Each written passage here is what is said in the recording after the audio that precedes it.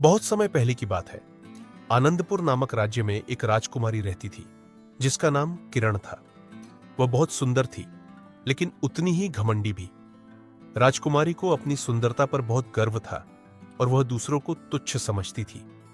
एक दिन एक बूढ़ी औरत राजमहल के बगीचे में आई और राजकुमारी से पानी मांगा।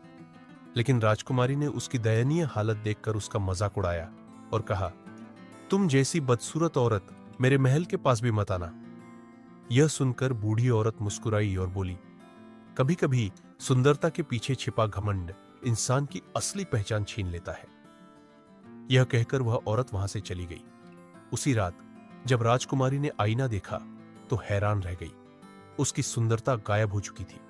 उसके बाल बिखर गए थे, चेहरा मुरझा गया था और आंखों के नीचे गहरे काले घेरे थे।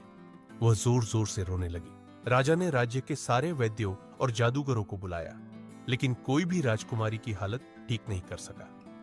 तभी वही बूढ़ी औरत महल में दोबारा आई। उसने कहा, राजकुमारी, अगर तुम सच्चे दिल से पश्चाताप करोगी और दूसरों के साथ दया और सम्मान से पेश आओगी, तभी तुम्हारी सुंदरता लौटेगी। अब राजकुमारी को अपनी गलती का एहसास हो गया था। उसने बूढ़ी औरत से माफी मांगी और अपने घमंड को छोड़ने का वादा किया। इसके बाद उसने महल के नौकरों, गरीबों और हर आने जाने वाले का आदर करना शुरू कर दिया। कुछ ही दिनों में राजकुमारी की सुंदरता लौट आई, लेकिन अब वह केवल चेहरे की सुंदरता तक सीमित नहीं थी। अब उसके दिल की सुंदरता भी चमक रही थी।